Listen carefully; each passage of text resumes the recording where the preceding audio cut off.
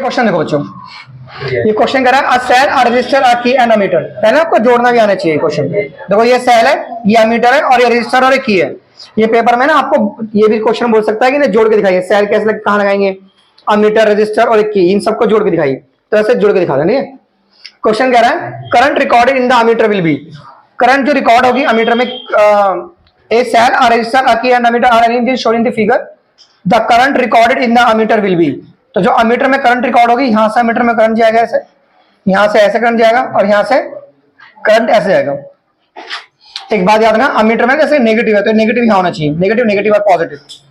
तो इसमें करंट सभी केस में सेम ही होगी। क्या होगी सभी केस में? सेम। तो सेम इन ऑल केस, क्योंकि सारे सर्किट एक जैसे हैं। ठीक है, करंट को नापने का काम किसको मिला हुआ है? अमीटर को। ठीक है, और अमीटर को सीरीज में लगाते हैं। किसमें लगाते हैं? और सबसे अच्छा अमीटर होता है जिसका रेजिस्टेंस जीरो हो। एक आइडियल अमीटर का रेजिस्टेंस कितना होता है? जीरो। ये सब ध्यान रखिए, एक आइडियल अमीटर का रेजिस्टेंस कितना होता है? जीरो। कितना होता है बच्चों? जीरो। और अमीटर को सर्किट में सीरीज में लगाते हैं। किसमें लगाते हैं? सीरीज में। ऐसी वोल्ट मीटर को इसमें लगाते हैं हम, वोल्ट मीटर को सर्किट में हम पैरेलल में लगाते हैं। किसमें लगाते हैं? पैरेलल में। और एक आइडियल वोल्ट मीटर वो होता है, एक सबसे अच्छा वोल्ट मीटर क्या होता है? एक आइडियल वोल्ट मीटर का जो रेजिस्टेंस होता है, क्या होता है? जो रेजिस्टेंस, एक आइडियल वोल्ट मीटर का रेजिस्टेंस इनफाइनाइट होता है। क्या होता है? इनफाइनाइट। एक आइडियल वोल्ट मीटर का रेजिस्टेंस इनफाइनाइट होता है। सबसे अच्छा वोल्ट मीटर वो जिसका रेजिस्टेंस इनफाइनाइट हो। एंड वोल्ट मीटर को सर्किट में पैरेलल में लगाते हैं और अमीटर को सीरीज में लगाते हैं। अमीटर किसमें लगाते हैं? सीरीज में। एंड वोल्ट मीटर को पैरेलल में। ये क्वेश्चन हो गया, इसका डी ऑप्शन था। In the following circuit heat provided in the register और combination of registers connected to 12 volt battery will be, मतलब हीट किस में ज्यादा प्रोड्यूस होगी? देखो सुनो, एक बात ध्यान रखना, हीट का जो फॉर्मूला होता है ना, हीट का फॉर्मूला होता है I square into R into T. Heat का फॉर्मूला होता है I square into R into T. ठीक है, और रेजिस्टेंस सीरीज में ज्यादा होता है और पैरेलल में कम होता है। रेजिस्टेंस सीरीज में ज्यादा होता है, पैरेलल में कम होता है, ध्यान रखना। तो ये तो रेजिस्टेंस सीरीज में और ये पैरेलल में, यहाँ तो एक ही रेजिस्टेंस है। तो इस केस में इसमें ज्यादा हीट डेवलप होगी क्योंकि इसमें रेजिस्टेंस ज्यादा है।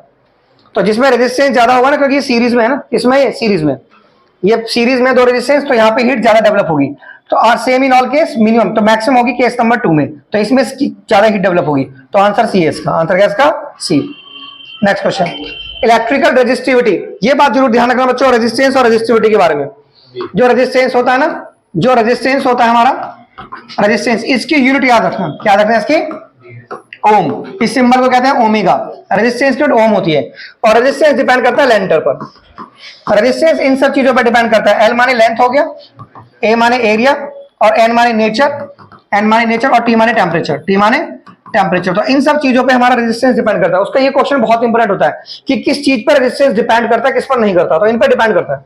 ठीक है, इन पर डिपेंड करता है।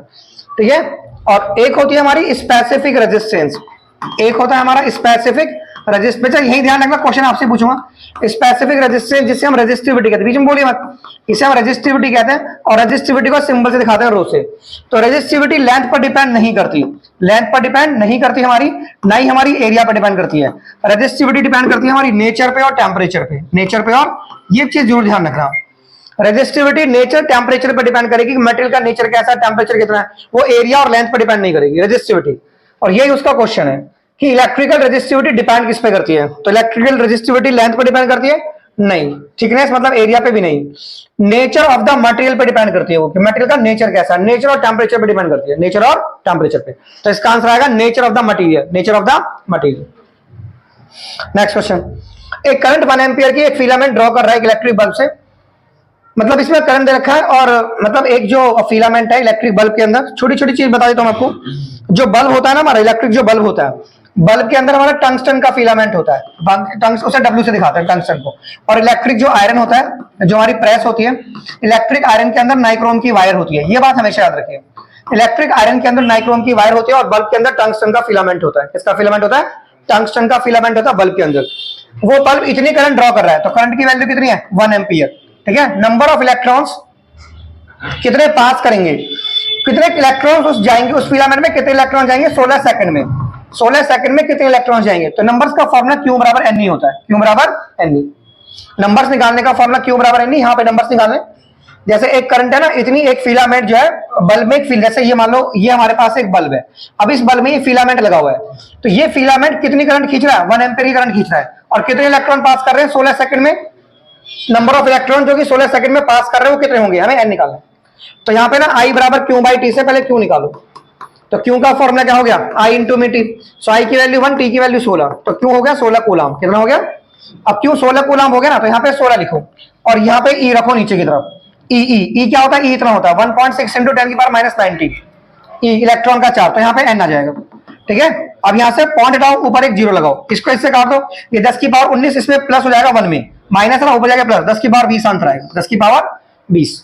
तो राइट आंसर कितना हो गया, 10 की पावर 20, 10 की पावर 20, 10 की पावर 20। समझ में आ गया। नेक्स्ट क्वेश्चन देखो, identify the circuit in which the electrical component have been properly connected.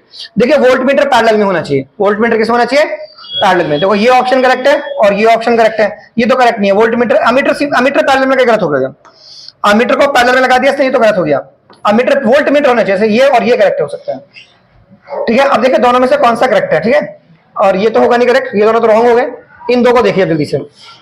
देखो ये वोल्टमीटर है एंड वोल्टमीटर देखो अमीटर का माइनस माइनस से कनेक्टेड है और यहाँ पे ये गलत हो गया। देखो अमीटर का माइनस प्लस से कनेक्ट हो गया, यहाँ माइनस का माइनस आना चाहिए था। ये राइट आंसर हमारा ये हो गया फिर, ये this is the right answer, this is the right answer, option B, option B. समझ में आ गया नहीं आ गया, तो which option is correct, option. देखो अमीटर में यहाँ माइनस है ना, तो ये माइनस से कनेक्ट है, यहाँ ये माइनस प्लस से कनेक्ट है, ये गलत हो रहा है, माइनस माइनस से कनेक्ट होना चाहिए, तो ये माइनस माइनस से कनेक्ट होना चाहिए, तो ऑप्शन बी इज करेक्ट। ठीक है, कौन सा ऑप्शन करेक्ट है, बी। अब नेक्स्ट क्वेश्चन देखिए, what is the maximum resistance which can be made using 5 resistors. हमारे पास 5 रेजिस्टर्स हैं, हर किसी का रेजिस्टेंस 1 ओम, कितना है, इसका भी 1/5 ओम है, इसका भी 1/5 ओम है, और इसका भी 1/5 ओम है, और इसका भी 1/5 ओम है, और इसका भी 1/5 ओम है। ये 5 रेजिस्टर है, 5 रेजिस्टर है हमारे पास। तो मैक्सिमम रेजिस्टेंस कैसे निकालें, तो मैक्सिमम रेजिस्टेंस सीरीज में निकालते हैं। तो सीरीज में फॉर्मूला होता है n into R, I into, जब सारे रेजिस्टर इक्वल वैल्यू के होते हैं ना, तो सीरीज में ये वाला फॉर्म लगाते हैं। अब n 5 है ना, तो 5 यहाँ रखो, r की वैल्यू 1/5 है, 5 से 5 काट दो, आंसर कितना आ गया, 1 ओम। कितना आंसर आ गया, 1 ओम।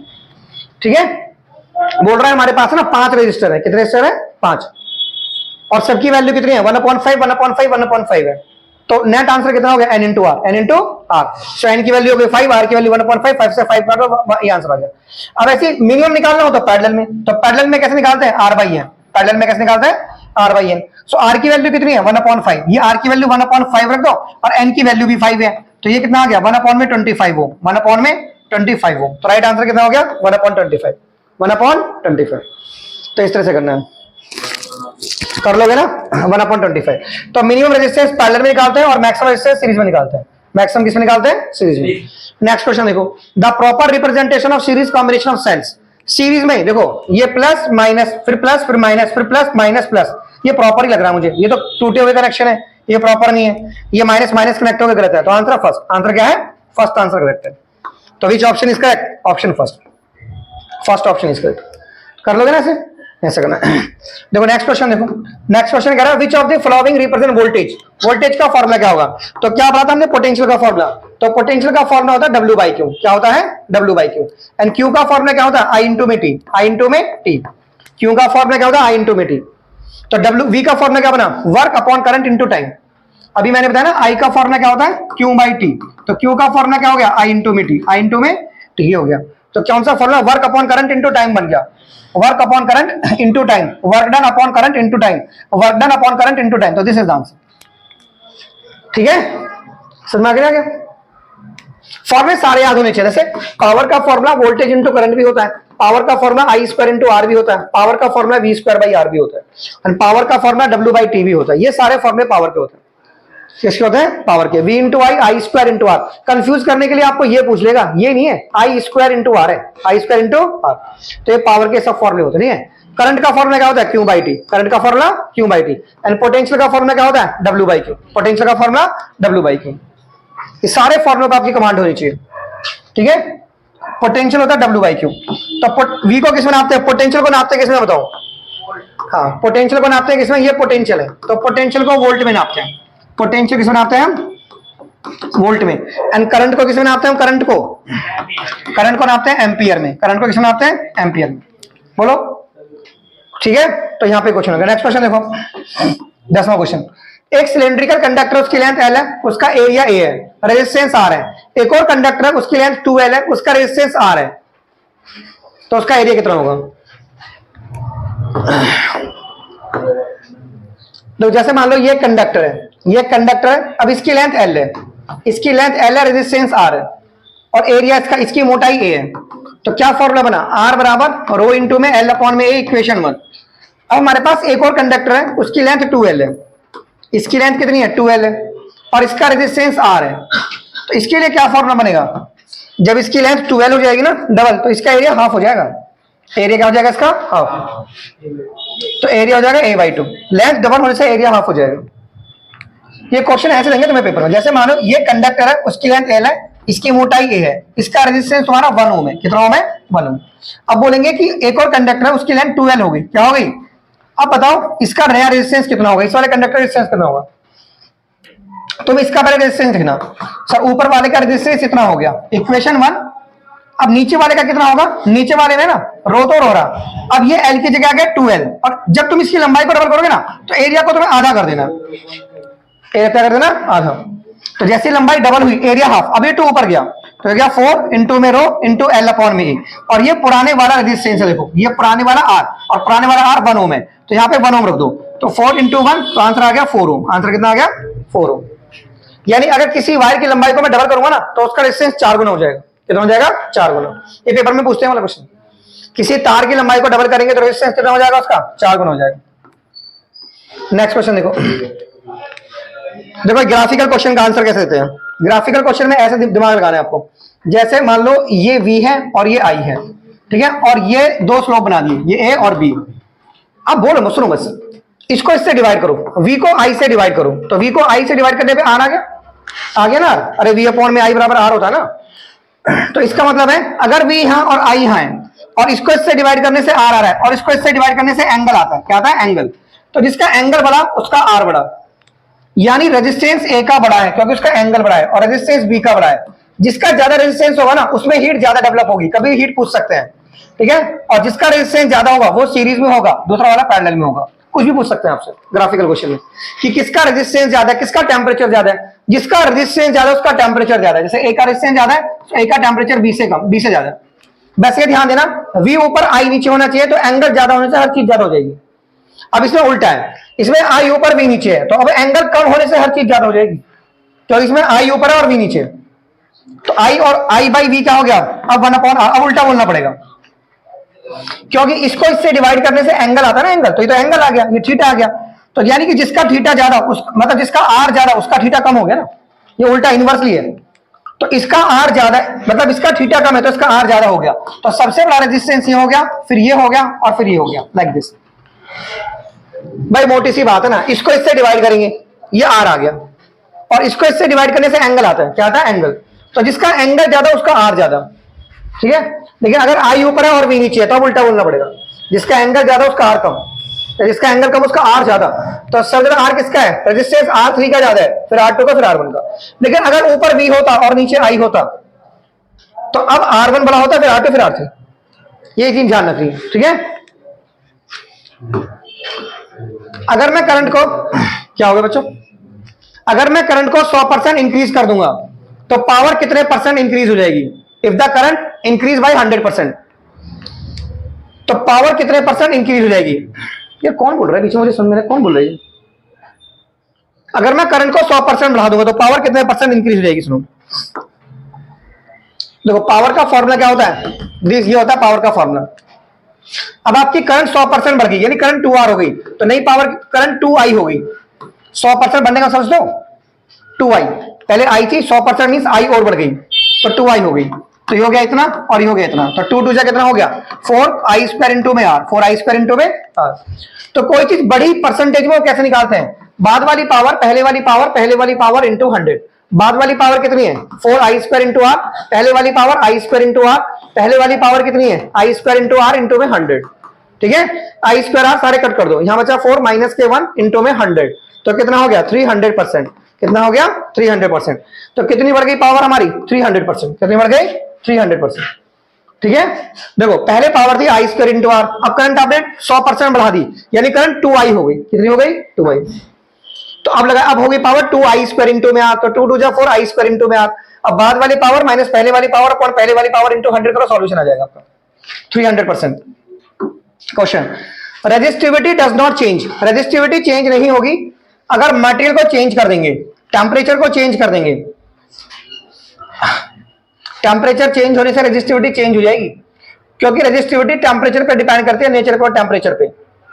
तो resistivity does not change, change नहीं होगी, तो इससे तो चेंज हो जाएगी। The shape of the resistor is changed, both material and temperature are change. Shape से चेंज नहीं होगी, शेप से चेंज नहीं होगी। रेजिस्टिविटी किससे चेंज नहीं होगी? शेप से चेंज नहीं होगी। तो आंसर शेप वाला होगा।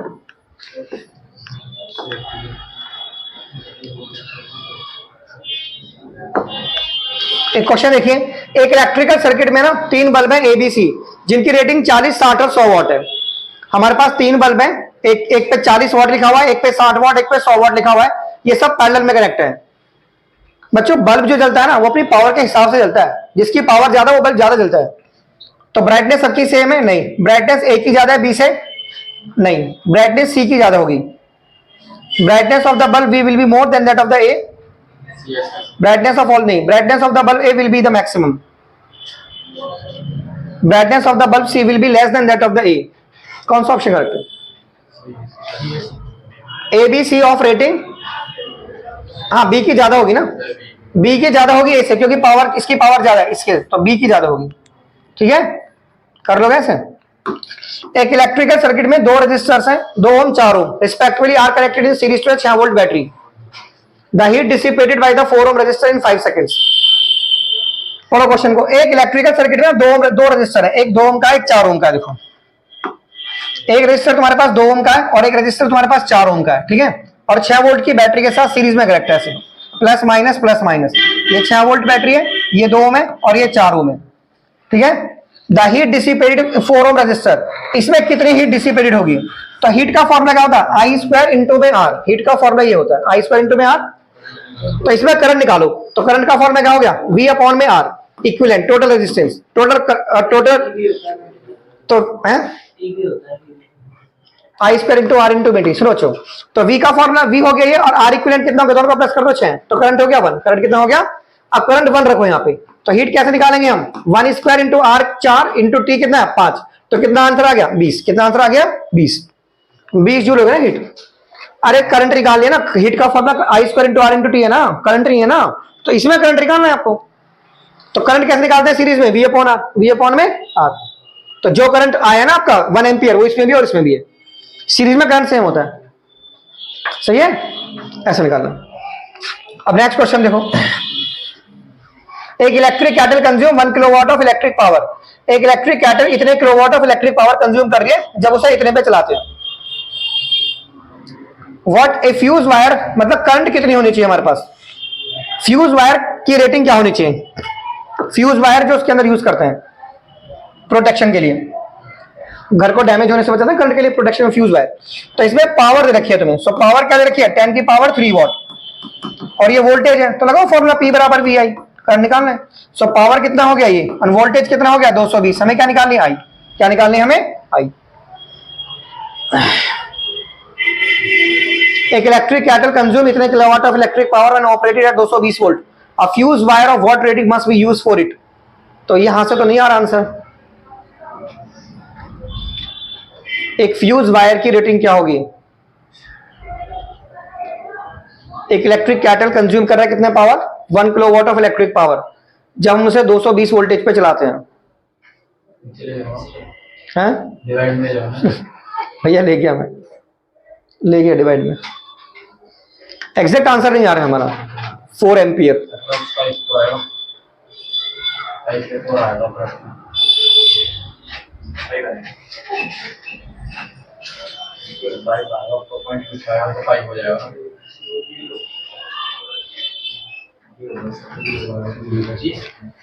तो देखेंगे इसमें कहां गड़बड़ है, ठीक है। नेक्स्ट क्वेश्चन देखो बच्चों, ये क्वेश्चन देखो, हमारे पास 2 रेजिस्टर है, एक का रेजिस्टेंस 4 ओम, एक का 2 ओम है। जब उनको बैटरी से कनेक्ट है, क्या उनमें सेम करंट फ्लो होगा? Same current flow through the them. क्या उनमें सेम करंट फ्लो है? सीरीज में करंट सेम होता है? नहीं, ये कह रहा है कि सेम करंट फ्लो का पैरेलल में। ये तो रॉन्ग है, पैरेलल में सेम करंट फ्लो नहीं होगा। क्या पूछ रहा है? रॉन्ग पूछ रहा है। 2 रेजिस्टर जिनका रेजिस्टेंस ये when connected to a battery will have same current. नहीं, सेम करंट तो नहीं होगा। Same current flowing when series में सेम करंट होगा, सेम पोटेंशियल डिफरेंस होगा नहीं, सीरीज में सेम पोटेंशियल डिफरेंस नहीं होगा। Same potential difference across them when connected in series, series में सेम पोटेंशियल नहीं होता, अलग होता है। Different potential difference when connected in parallel,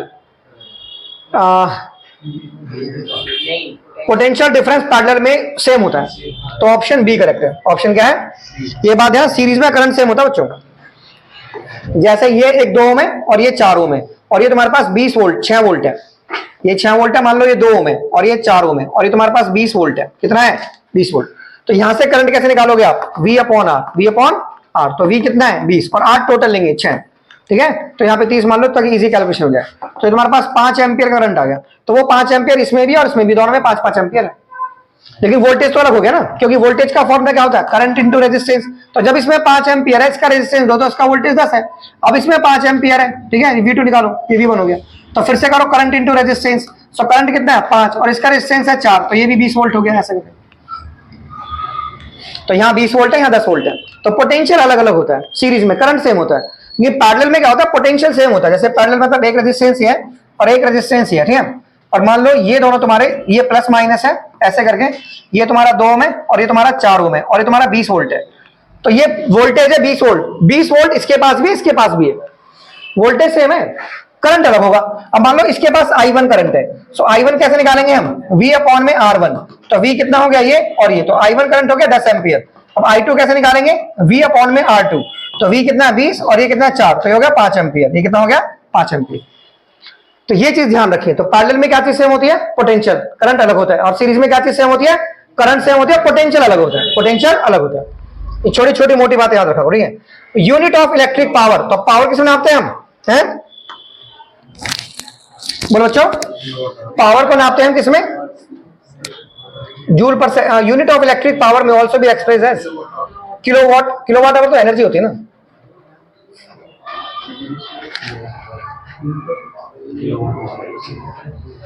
सुनिए, पावर का फॉर्मूला क्या होता है? W/T, W/T यानी जूल पर सेकंड, जूल पर सेकंड। वोल्ट एम्पियर होता है, हाँ वोल्ट एम्पियर भी तो हो सकता है, हाँ ये सही है, क्योंकि पावर का फॉर्मूला वोल्ट ये भी तो होता है, तो वोल्ट इंटू एम्पियर भी तो हो गया पावर। कंफ्यूज हो गया क्या? पावर वोल्ट इंटू एम्पियर भी तो हो गया। किलोवाट आवर नहीं होता, वो एनर्जी होता है, एनर्जी। एनर्जी की यूनिट है किलोवाट आवर, ये एनर्जी की कमर्शियल यूनिट है, और 1 किलोवाट आवर में इतने जूल होते हैं, ठीक है। 3.6 इंटू 10 की power 6 joule are in 1 kilowatt hour. So 1 kilowatt hour क्या होता है? एनर्जी की कमर्शियल यूनिट, एनर्जी की कमर्शियल। जैसे पावर की प्रैक्टिकल यूनिट होती है, पावर की कौन सी होती है? Practical unit. तो पावर की प्रैक्टिकल यूनिट कौन सी होती है बताओ? पावर की प्रैक्टिकल यूनिट होती है हॉर्स पावर। क्या होती है?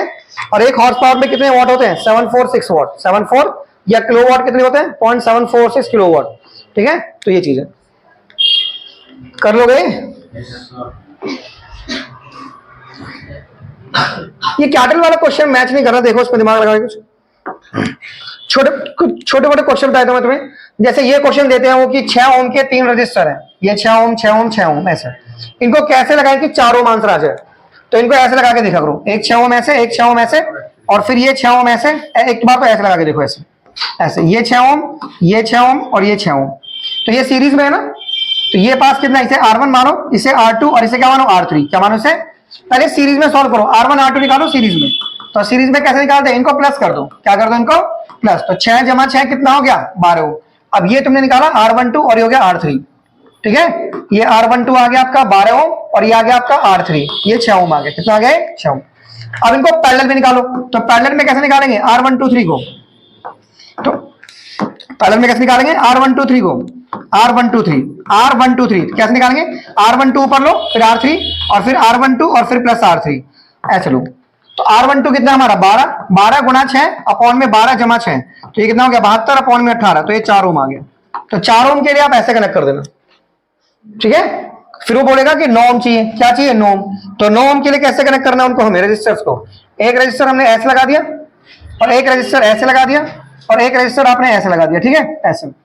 तो ये कितना है? 6 ओम। ये भी कितना है? 6 ओम। ये भी कितना है? 6 ओम, ठीक है। अब ये रजिस्टर मान लो R1 है और ये तुम्हारे पास क्या है? ये R2 है और ये तुम्हारे पास R3 है। तो ये पैरेलल में है ना, तो पैरेलल में कैसे सॉल्व करेंगे? दो रेजिस्टेंस ऐसे सॉल्व करेंगे, R2 इंटू R3 अपॉन में R2 प्लस के R3।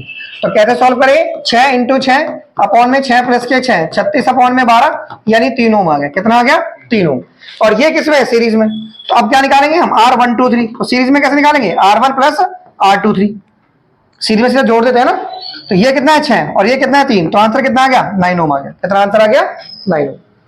ये बहुत इंपॉर्टेंट क्वेश्चन है, पेपर में कई बार पूछा गया है। ठीक है, ये कर लेना।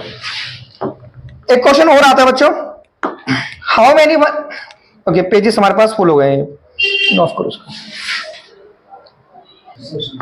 सुनो बच्चों सुनो, जैसे एक क्वेश्चन पेपर में ना ऐसे आता है, जैसे बोलेगा हाउ मेनी रेजिस्टर्स, ये पेपर में आता है बहुत ज्यादा, how many resistors of 176 ohm, 176 ohm के कितने resistors are connected in parallel. मैं उनको पैरेलल में कनेक्ट करूं, are connected in parallel, parallel में कनेक्ट करूं to give a current of 5 ampere, to give a current of, जिससे मुझे 5 एम्पियर का करंट मिलेगा। ठीक है, ऑन 2 वोल्टेज लाइन, कितनी वोल्टेज पे। देखो 176 ओम के कितने रेजिस्टर्स पैरेलल में लगाओ। देखो पैरेलल में ना आप बोलो let N resistors are connected, हमने कितने रेजिस्टर लगाए, N, let N resistors are connected. Suppose करो हमने एन रेजिस्टर लगाए, कितने लगाए हमने, एन। ठीक है, तो पैरेलल में नेट आंसर कितना होता है, आर बाई एन। जब एन रेजिस्टर्स होते हैं तो net answer R by N होता है, पैरेलल में क्या होता है, आर बाई एन। अच्छा ये रेजिस्टेंस है, तो रेजिस्टेंस क्या होता है, voltage by current, voltage by current. तो ये रहा मेरा आर, आर मेरा इतना, एन मुझे निकालना है, वोल्टेज 220 से, करंट मेरा 5 है। तो इसको इससे काटो कितना आ गया, 4, 4 से इससे काटो ये आ गया। तो एन की वैल्यू कितनी होगी, 4, कितनी हो गई, 4। तो 4 रेजिस्टर्स हैं जिन्हें हम पैरेलल में लगाएंगे ताकि हमें इतनी करंट मिलेगी 220 वोल्टेज पे। ये बहुत बहुत इंपॉर्टेंट क्वेश्चन है। ठीक है, ऐसे देखो ये क्वेश्चन है, देखो ये जो क्वेश्चन था ना हमारे डिजिट कट नहीं रही थी फुल, तो इसमें ना पावर हमारी किलोवाट में है, पावर किसमें हमारी, किलोवाट में। सो पावर को ऐसे लिखो सर, पावर किलोवाट में, तो वाट में इतनी हो गई। ठीक है, और ये हमारे पास वोल्टेज है, हमारे पास कोई एक ही फॉर्मूला थोड़ा ना, आप ये वाला फॉर्मूला यूज करो ना, V इंटू आई, V इंटू आई, तो इससे सीधा करंट आएगा। तो पावर कितनी हो गई ये, और ये कितनी हो गई 220, और इंटू में कितना हो गया आई। पहले भी तो ये यूज किया था शायद मैंने, पहले भी तो ये यूज किया था ना, या पहले आई स्क्वायर इंटू आर यूज किया मैंने, हैं?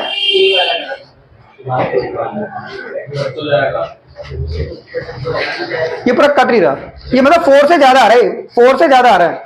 The answer is more than 4, the answer is more than, ये 1 किलो वाट है ना, 1 किलो वाट में 1000 वाट हो गए, पता नहीं कुछ गड़बड़ इसके अंदर। ठीक है, तो 0 से 0 काटोगे ना 100/22 आएगा, तो 22 चौक 88, ये 4 से ज्यादा, यानी 5 एम्पियर पे टिक मार सकते हो आप, इस पे मार सकते हो 5 एम्पियर पे।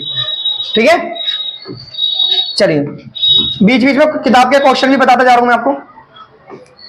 नेक्स्ट क्वेश्चन देखोगे पीछे, कहां पे आ गए हम, 19वें क्वेश्चन पे।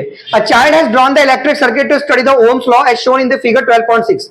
उसने ना ये सर्किट बनाया है, his teacher told that the circuit diagram needs correction. इस सर्किट में कुछ करेक्शन है, study the circuit diagram and redraw it after making all corrections. इसको दोबारा से रीड्रॉ करना है, क्या करना है इसको, रीड्रॉ। ये तो गलत लगा दिया ना इसने, मीटर को पैरेलल में लगा दिया, यहाँ वोल्ट मीटर लगा दो, क्या लगा दो यहाँ पे वोल्ट मीटर लगा दो ना पैरेलल में, ये वोल्ट मीटर हो गया, और यहाँ पे एमीटर लगा दो, क्या लगा दो यहाँ पे, एमीटर लगा दिया है। अच्छा, अब जहां पे वोल्ट मीटर का पॉजिटिव है वहां पे एमीटर का नेगेटिव होगा, और यहाँ पे पॉजिटिव होगा बस। ठीक है, बैटरी में नहीं है, बैटरी में क्या है, ये नेगेटिव है ना, ये नेगेटिव है, पॉजिटिव है, ये पॉजिटिव नेगेटिव, ये भी गलत है ना, तो इसको ये नेगेटिव चल रहा है, नेगेटिव इधर से, तो ये नेगेटिव हो गया, ये नेगेटिव, फिर ये पॉजिटिव, फिर ये नेगेटिव, ऐसे बनाना बैटरी। ठीक है, पॉजिटिव नेगेटिव, फिर लास्ट में पॉजिटिव, फिर पॉजिटिव से पॉजिटिव कनेक्ट हो गया, ऐसे कर लोगे ना ड्रॉप, ये पॉजिटिव से पॉजिटिव कनेक्ट हो गया, और ये पॉजिटिव से नेगेटिव से कनेक्ट हो गया। ठीक है, कर देना इसको। नेक्स्ट क्वेश्चन देखो, हमारे पास 2 ओम के रेजिस्टर हैं, ये भी 2 ओम के, ये भी 2 ओम के, सब 2 ओम के रेजिस्टर हैं। ठीक है, और पावर है 18 वाट। देखो सुनो, 3 हमारे पास 2 ओम के रेजिस्टर है एबीसी, और ऐसे कनेक्ट है सीरीज में। Each of them dissipate energy and can with maximum power को इतनी विद टाइम, मतलब मैक्सिमम इतनी पावर ले सकते हैं।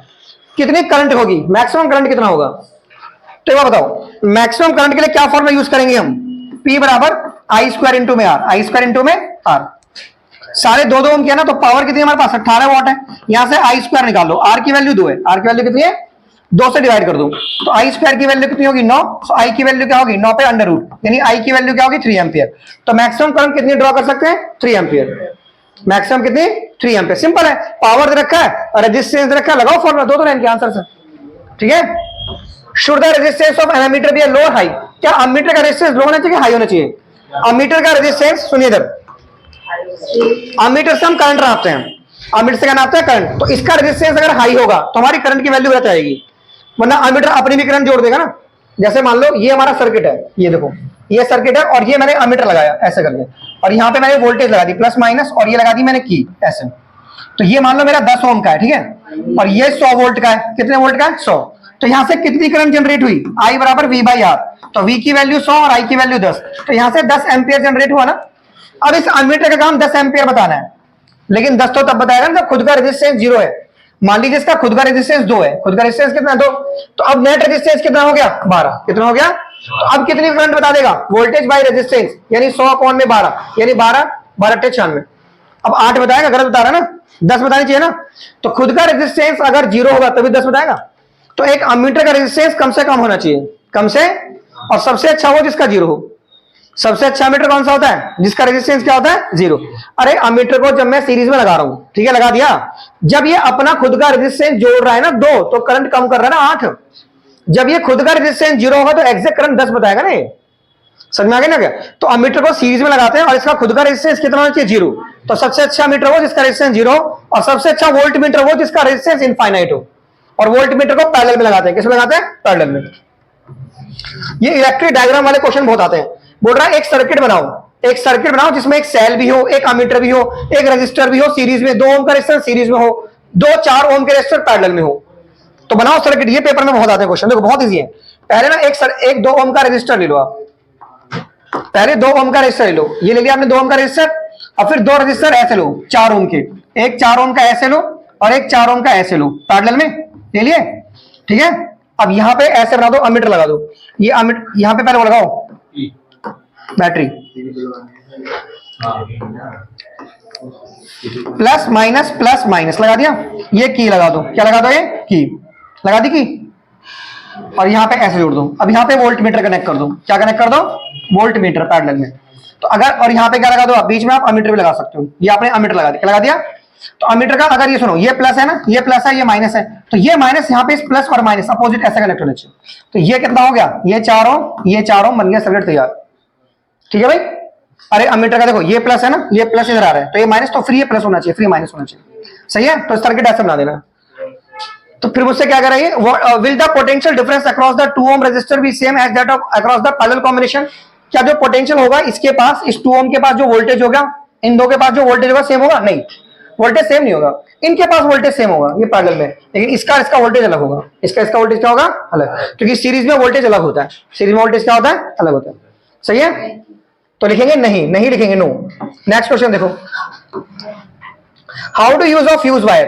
देखो जब सेफ्टी डिवाइस पढ़ाते हैं ना आपको, सेफ्टी डिवाइस, तो सेफ्टी डिवाइस के रूप में जो हमारे घरों को करंट से बचाती है, सेफ्टी डिवाइस के रूप में हम क्या चीज यूज करते हैं? एमसीबी यूज करते हैं, फ्यूज वायर यूज करते हैं, एमसीबी इलेक्ट्रिक फ्यूज और earth wire, MCB electric fuse, MCB use करते हैं, इलेक्ट्रिक फ्यूज यूज करते हैं और अर्थ वायर यूज करते हैं।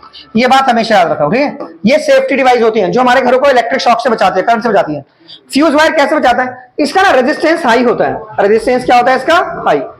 रेजिस्टेंस इसका हाई होगा, तो जब इसमें रेजिस्टेंस हाई होगा ना, तो जब इसमें करंट जाएगी तो इसमें हीट डेवलप होगी। क्या डेवलप होगी? ज्यादा करंट जाने से हीट डेवलप होगी ज्यादा। तो जब ये हीट डेवलप होगी तो इसका तार फूक जाएगा। जब इसका तार फूक जाएगा तो घर की सारी लाइट ऑफ हो जाएगी और हमें पता चल जाएगा ज्यादा करंट आ गई। ये अपने आप को फूक लेगा ना। अरे इसका हाई रेजिस्टेंस होता है, तो जब हाई रेजिस्टेंस होने से क्या होगा? हीट ज्यादा डेवलप होगी, क्योंकि हीट के फॉर्मूले में रेजिस्टेंस है।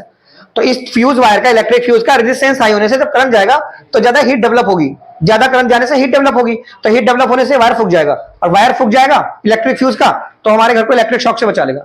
पूरे घर की लाइट जाएगी, हर बजाय इलेक्ट्रिक फ्यूज उड़ गया, फ्यूज उड़ गया, यानी कहीं से ज्यादा करंट आ गया। तो इस तरीके से ये फ्यूज वायर हमें प्रोटेक्ट करता है, इलेक्ट्रिक, हमारे इलेक्ट्रिक अप्लायंसेस को प्रोटेक्ट करता है। इलेक्ट्रिक अप्लायंसेस क्या करता है? प्रोटेक्ट। ठीक है, कर लोगे ऐसे। कुछ एक आध क्वेश्चन मुझे याद आ रहे हैं, जैसे आपको ना वो करंट दे देंगे ऐसे, जैसे वोल्टेज दे दिया उन्होंने तुम्हें, वोल्टेज दे देंगे भैया, वोल्टेज 220 वोल्टेज दे दिया, और तुम्हें करंट दे देंगे ऐसे 4.8 मिली एम्पियर ऐसे, रेजिस्टेंस पूछेंगे, क्या पूछेंगे? रेजिस्टेंस। ठीक है, ऐसे आपको करंट दे देंगे। तो सिंपल फॉर्मूला यूज करना है, आई बराबर वी बाई आर। आई बराबर, बार बार यूज कर रहा हूं, आई बराबर वी बाई आर। तो जो चीज ये वोल्टेज होगी, रेजिस्टेंस कितना, रेजिस्टेंस तो निकालना है, ये रेजिस्टेंस हो गया। आई कितना है हमारे पास? 4.8। कितना है? तो ये मिली है, इसका मिली हटाना है, ऐसे करके इसका मिली हटा देना। हटा दे इसका मिली। बोलो, सपोज इजी कैलकुलेशन के लिए इस वोल्टेज को आप 12 वोल्ट ले लो। क्या ले लो इसको? 12 वोल्ट। तो यहाँ पे आप इसको 12 वोल्ट ले लो, ले लिया 12 वोल्ट। ठीक है, अब इसको नीचे लाओ आर को ऊपर, तो ये 12 ऊपर और ये 4.8 इधर और ये 10 की पावर -3 इधर, ये आर इधर, ये ऊपर ले जाओ। तो ये कितना हो गया आपका? ये हो गया 12 गुना 10 की पावर 3 और ये कितना हो गया? 4.8। अब पॉइंट हटा के ऊपर एक और जीरो लगा दो, तो ये कितना हो गया? 12 गुना 10 की पावर 4 और नीचे हो गया 48। 12 चौक 48 हो गया, 12 चौक, और ऊपर क्या है? 100। 100 को ऐसे लिखो, 100 गुना 100, 1000 को इसको इससे काटो, इसको इससे काटो, 25। सो आंसर कितना आ गया? 2500 ओम आ गया। कितना आंसर आ गया? 2500 ओम। ठीक है, क्या आ गया आंसर? 2500 ओम। तो ऐसे आपसे सिंपल सिंपल क्वेश्चन पूछ सकते हैं पेपर में। ठीक है, चीजें पहचाननी है तुम्हें कि कौन सी चीज क्या दे रखी है। जैसे ओम्स लॉ पूछेंगे आपसे, क्या पूछेंगे आपसे? Ohm's law. ओम्स लॉ क्या होता है? मैथमेटिकली तो उसको ऐसे लिख देना, ओम्स लॉ को मैथमेटिकली ऐसे लिख देना सर, ओम्स लॉ के according V directly proportional to I होता है। इस निशान को हटा के R लेंगे, V बराबर IR, फिर इसका ग्राफ दिखा देंगे, V इधर, I इधर, ये इधर, ये रेजिस्टेंस है, बन गया ओम्स लॉ। बोलेगा इसका ग्राफ कैसा बनता है? Straight line passing through the origin, straight line passing through the. तो ओम्स लॉ ये कहता है ना कि जो करंट फ्लो होगी वो डिपेंड करेगी पोटेंशियल डिफरेंस पे। जैसे ये कंडक्टर है, इधर सुनिए बच्चों, ये तार है, यहाँ का पोटेंशियल V1 है और यहाँ का पोटेंशियल V2 है, और V1 पोटेंशियल V2 से ज्यादा है, तो यहाँ का वोल्टेज ज्यादा है तो current high potential to low potential flow करेगी, इस तरफ जाएगी करंट। यही तो ओम्स लॉ है। ठीक है, the current flowing through the wire is directly proportional to the potential difference, directly proportional to the potential difference. तो क्या लिखते हैं? The current flowing through the wire, ये ओम्स लॉ आता है पेपर में। The current flowing through the wire, flowing through the conductor, है ना? The current flowing through the conductor is directly proportional to the, is directly proportional, is directly proportional किसके? To the potential difference across the two end of the conductor, potential difference across the two end of the conductor, across the two end, across the two ends of the conductor, two ends of the conductor. तो ये लिख के ये statement लिखते ना, V directly proportional to I, निशान को हटा के R लेना, V बराबर IR। ये हमारा कौन सा लॉ है? Ohm's law. कौन सा लॉ है? Ohm's law. कई बार क्वेश्चन पूछते हैं तुमसे, जैसे ये एक डिवाइस है और ये एक डिवाइस है, ऐसे दो चीज पूछते हैं। जैसे ये हमारा हीटर है, ये हमारा हीटर है और ये हमारा टोस्टर है। ये क्या है हमारा? जैसे इसकी पावर कितनी है? ये 100 वाट पावर खा रहा है, इसकी पावर 100 वाट है और टाइम 10 घंटे चलता है, 10 आवर्स, और इसकी पावर 500 वाट है। ठीक है, इसकी पावर 500 वाट है और ये 2 घंटे चलता है। कितने घंटे चलता है? तो कौन ज्यादा एनर्जी कंज्यूम करेगा? तो एनर्जी का फॉर्मूला क्या होता है? एनर्जी का फॉर्मूला होता है power into time, power into time. तो इसकी पावर कितनी है? 100, इसका टाइम है 10, तो ये कितना हो गया? 1000, और ये वॉट में या आवर में, तो आंसर आ गया वॉट आवर। कंपेयर करते समय इसको भी वॉट आवर में ही लाना है। किसमें लाना है? वॉट आवर में। जैसे मान लो 20 मिनट दे दिया उसने, क्या दे दिया? 20 मिनट दे दिया। ठीक है, अब तुम एनर्जी E2 निकालो, ये कितनी एनर्जी खाएगा? P2 इंटू में T2, तो P2 कितनी है? 500, T2 कितनी है? 20, पर ये मिनट में है, इसे आवर में लाओ ऐसे करके, क्योंकि ये भी आवर में है ना। कंपेयर करते समय अगर ये वॉट में तो ये भी वॉट में होना चाहिए, ये आवर में है तो ये भी आवर में ही होना चाहिए। ये चीज बता रहा हूं मैं आपको। अब मल्टीप्लाई करके सॉल्व करना, बता दें किसकी एनर्जी ज्यादा है, किसकी एनर्जी ज्यादा है, बता दोगे ना ऐसे करके, इस तरीके से। छोटे छोटे क्वेश्चन पूछ सकते हैं। रेजिस्टेंस की यूनिट क्या होती है? रेजिस्टिविटी की यूनिट क्या होती है? रेजिस्टिविटी की यूनिट क्या होती है? रेजिस्टिविटी की बोलो। नहीं, स्लो तो सिंबल होता है यार। यूनिट ऑफ रेजिस्टिविटी क्या होती है? ओम मीटर, ओम मीटर। रेजिस्टिविटी की यूनिट क्या होती है? ओम मीटर। पोटेंशियल की? वोल्टेज नहीं, वोल्ट। पोटेंशियल की? वोल्ट। करंट की? रेजिस्टेंस की?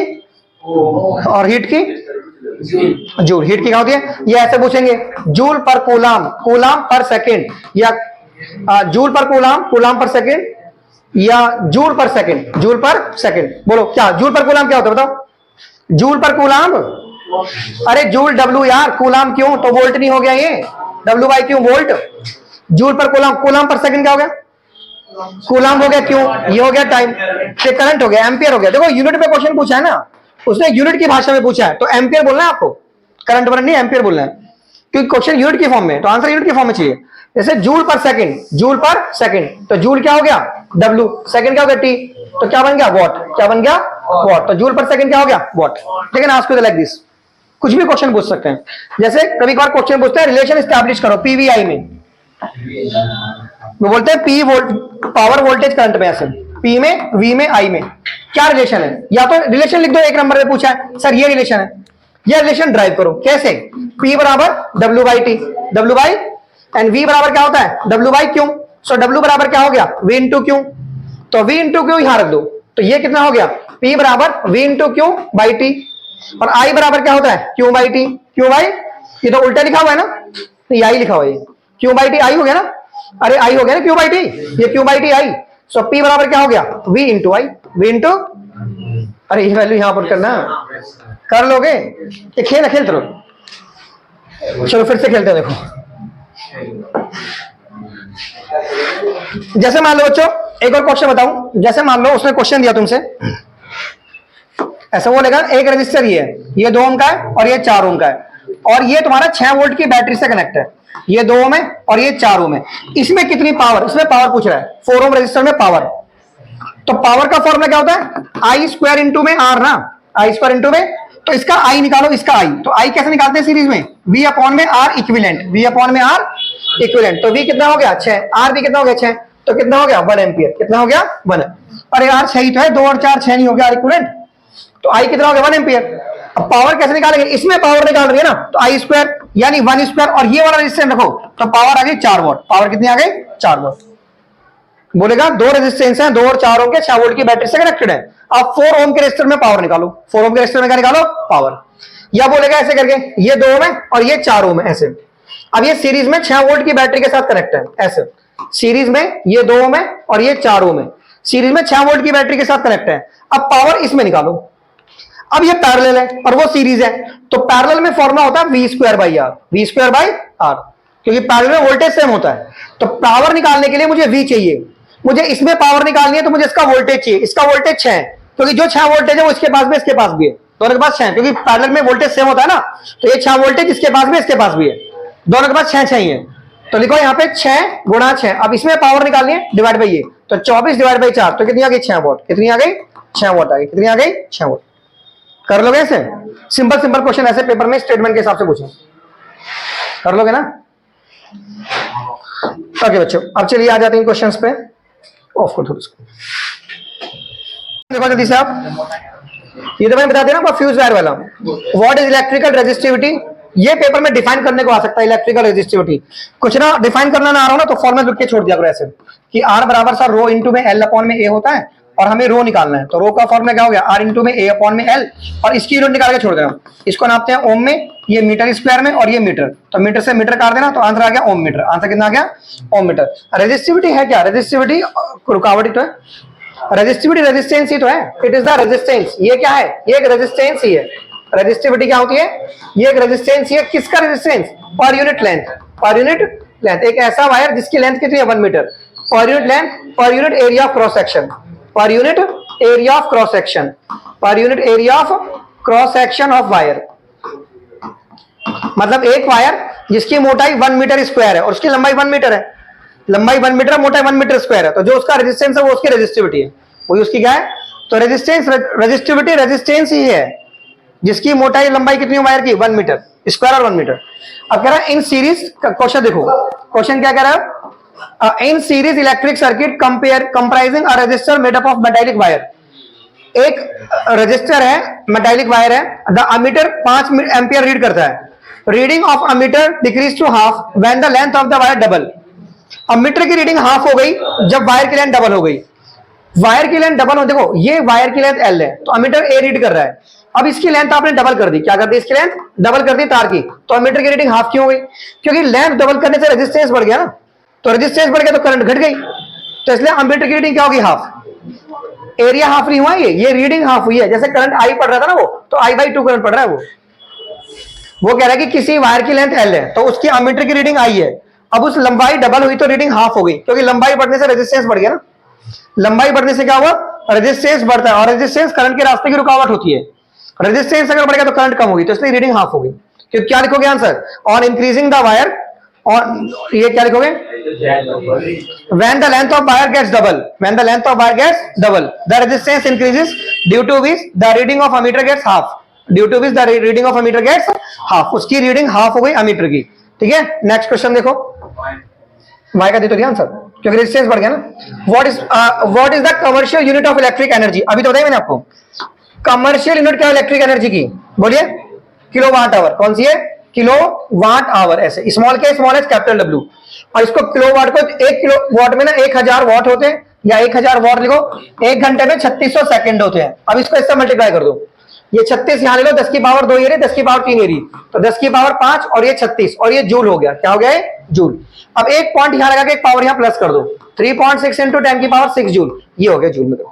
तो ये what is the commercial unit of electric energy represent in terms of joule, तो हमने जूल में दिखा दिया और क्वेश्चन खत्म हो गया। समझ में आ गया क्या, तो हमने इसको जूल में दिखा के क्वेश्चन को फिनिश कर दिया। अब करंट 1 एम्पियर की फ्लो कर रही है एक सीरीज सर्किट में कंटेनिंग एन इलेक्ट्रिकल लैंप, देखो एक इलेक्ट्रिक लैंप है, अरे 2 मिनट शांत हो जा बच्चे। ओके, एक पेज मैं यहां से कम कर देता हूं,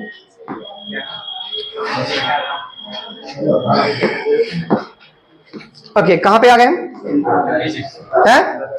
26। A current of 1 ampere flows in a circuit, series circuit, एक 1 एम्पियर करंट फ्लो कर रहा है सीरीज सर्किट में, ठीक है, सीरीज जैसे मान लो एक बल्ब है और 1 एम्पियर का करंट फ्लो कर रहा है इस सर्किट में, इसमें एक लैंप लगा हुआ है एंड ए कंडक्टर ऑफ 5 ओम, एक कंडक्टर 5 ओम का लगा हुआ है, और ये ऐसे लगा हुआ है प्लस माइनस से, 10 वोल्ट की बैटरी है, ये एक बल्ब है, ये 5 ओम का रेजिस्टर है, और इसमें कितना करंट फ्लो कर रहा है, इसका रेजिस्टेंस नहीं पता, इसका रेजिस्टेंस आर मान लो, ये बाहर का रेजिस्टेंस है, बल्ब का रेजिस्टेंस नहीं पता, तो इसे आर मान लो, क्या मान लो इसे आर, बोलो। तो आई का फॉर्मूला क्या होता है, वी अपॉन में आर, तो आई कितना है 1, आई 1 है, और वी 10 है, और आर कितना है 5 जमा आर, 5 जमा आर सीरीज में। अभी इधर पहुंच गया, सो आर की वैल्यू कितनी आ गई 10 माइनस 5, सो आर की वैल्यू कितनी आ गई 5 ओम, आर की वैल्यू कितनी आ गई 5 ohm. What change in current flowing through 5 ohm conductor and potential difference across the lamp, एक मिनट, पोटेंशियल डिफरेंस कितना होगा, इसके पास वोल्टेज कितना होगा, तो वोल्टेज का फॉर्मूला क्या होता है, current into resistance, current into, तो करंट कितना है इसके पास 1, करंट कितना है, सीरीज में करंट सेम होता है ना, और इसका रेजिस्टेंस कितना 5, तो इसके पास वोल्टेज कितना है 5 वोल्ट, इसके पास 5 वोल्ट है, इसके पास भी 5 होगा तभी तो 10 है, 10 वोल्टेज है ना, तो इसके पास 5 है, इसके पास भी क्या होगा 5। नेक्स्ट क्वेश्चन, नेक्स्ट क्वेश्चन देखो, why is parallel arrangement used in domestic circuit, ये जो सारी चीजें पैरेलल में क्यों लगी हुई हैं, डोमेस्टिक सर्किट में सब चीजें पैरेलल में क्यों लगी होती हैं, क्योंकि पैरेलल में वोल्टेज सेम होता है, अगर आप इसको स्विच ऑफ करोगे तो ये स्विच ऑफ नहीं होगा, बल्ब भी स्विच ऑफ होगा। यस भाई, पैरेलल में क्या लिखना है रीजन, कि पैरेलल में potential is same in parallel, क्या लिखेंगे answer, because potential is same in parallel, if we switch off one electrical device then other devices remains on, तो बाकी डिवाइसेस ऑन रहती है अगर हम एक डिवाइस को स्विच ऑफ करते हैं, पैरेलल का फायदा है। दूसरी बात है कि पैरेलल में रेजिस्टेंस कम होता है तो करंट ज्यादा भी होता है, ये सब चीजें पैरेलल में लगी हुई हैं, किसमें लगी हुई है, पैरेलल में। पैरेलल का मतलब समझते हो, अगर यहाँ का इसको ऑफ करोगे तो यही ऑफ होगा, बाकी पंखे पंखे चलते रहेंगे, पंखे को ऑफ करोगे पंखा ऑफ होगा, तो सब पैरेलल में। नेक्स्ट क्वेश्चन देखो, तो इलेक्ट्रिकल अप्लायंसेस को पैरेलल में कनेक्ट करते हैं, डोमेस्टिक अप्लायंसेस को इसमें कनेक्ट करते हैं, डोमेस्टिक वायरिंग को पैरेलल में करते हैं, क्योंकि पैरेलल में पोटेंशियल सबके पास सेम होता है, करंट ज्यादा होता है, रेजिस्टेंस कम होता है, रेजिस्टेंस क्या होता है कम। नेक्स्ट क्वेश्चन, ये लास्ट कर लेते हैं क्वेश्चन, ठीक है। हमारे पास 3 बल्ब है connected in shown in the figure, when all the 3 bulb glow a current of 3 ampere is recorded by the ammeter, जब सारे बल्ब ग्लो करते हैं ना तो ये अमीटर 3 एम्पियर रिकॉर्ड करता है। what happens to the glow of the other 2 bulb, एक मिनट, दूसरे जो बल्ब है उनके ग्लो के साथ क्या होगा, अगर एक बल्ब फ्यूज भी हो गया तो, मान लीजिए ये बल्ब फ्यूज हो गया, बाकी तो ग्लो ही करते रहेंगे, तो पैरेलल में है ना, अगर ये फ्यूज भी हो गया तो बाकी बल्ब को कुछ नहीं होगा। what happens to the glow of other 2 bulbs when bulb B1 gets fused, if bulb B1 gets fused, ठीक है, the other 2 bulb will remain glow, वो ग्लो ही करते रहेंगे, will keep continue glowing, will keep continue glowing, उनको कोई फर्क नहीं पड़ेगा। What happens to the reading of ammeter A1 A2 A3 and A when the bulb B2 gets fuse, अगर ये बल्ब फ्यूज हो गया, कौन सा B2, ये बल्ब फ्यूज हो गया, ये बल्ब क्या हो गया फ्यूज, तो इनकी रीडिंग देखो, यहां ये कितनी रीड कर रहा है 3 एम्पियर रीड कर रहा है ना, देखो I1 इधर से आ रहा है, ये 3 एम्पियर रीड कर रहा है ना, तो अगर ये फ्यूज हो गया यानी अब इसमें कोई करंट नहीं जा रहा, इसमें कोई करंट नहीं जा रहा, क्या कर रहे हैं, what happens to the reading of A1 A2 A3 and A when the bulb B2 gets fused, अगर ये फ्यूज हो गया है बल्ब B2, ये फ्यूज हो गया तो इनकी रीडिंग के साथ क्या होगा, तो करंट जब जाते हैं ना पैरेलल में, जैसे यहां से 3 एम्पियर जा रहा है, बात सुनो, यहां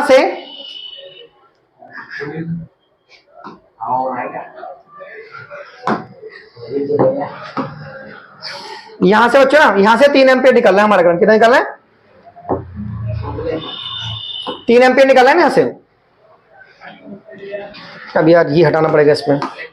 तो वो यहां से 3 एम्पियर जा रहा है, तो जब वो करंट यहां जाएगा ना तो 1 एम्पियर इसमें जाएगा, 1 एम्पियर इसमें जाएगा, तो सब में 1 जाएगा, सब में क्या जाएगा? तो reading of A1 A2 A3 would भी क्या होगी? 1 एम्पियर। क्या होगी? 1 एम्पियर। तो इसकी भी 1 एम्पियर, इसकी भी 1, इसकी भी 1, कोई टोटल 3 है ना। पैरेलल में करंट डिवाइड हो गया ना, जैसे 3 एम्पियर यहां गया तो इसको 1 मिल गया, इसको 1 मिल गया, इसको 1 मिल गया, सबको 1 मिल गया। सो सबकी रीडिंग 1 एम्पियर होगी। How much power is dissipated in the circuit when all the 3 bulbs will glow together? अगर सारे बल्ब एक साथ ग्लो करेंगे तो कितनी पावर ये खाएगा? सो कंज्यूम करेगा। तो पावर का फॉर्मूला क्या हो गया? आई स्क्वायर इंटू में आर, आई स्क्वायर इंटू में आर। सही है, पावर का फॉर्मूला क्या हो गया? आई स्क्वायर इंटू में आर। ठीक है, तो आई कितनी है हमारे पास? 3 स्क्वायर, और आर कितना है? रेजिस्टेंस कितना है? हाँ, वी स्क्वायर बाई आर करना पड़ेगा। पावर का फॉर्मूला क्या करना पड़ेगा? वी स्क्वायर बाई आर, यानी 4.5 इंटू 4.5, और अब भी आर कितना है?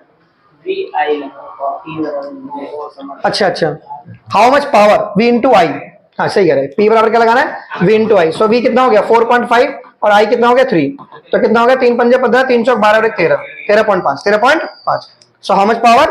13.5, 13.5 कर लोगे? चलो भाई, हो गया।